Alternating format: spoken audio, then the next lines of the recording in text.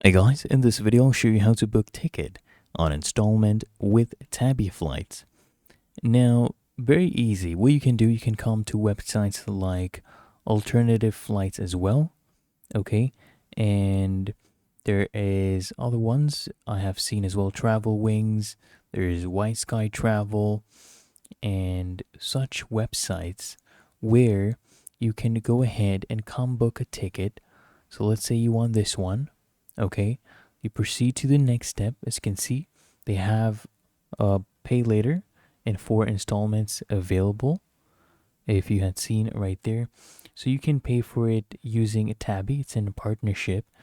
You just come to these websites and you purchase how you normally would a ticket, and at the end during checkout, you choose the Tabby option.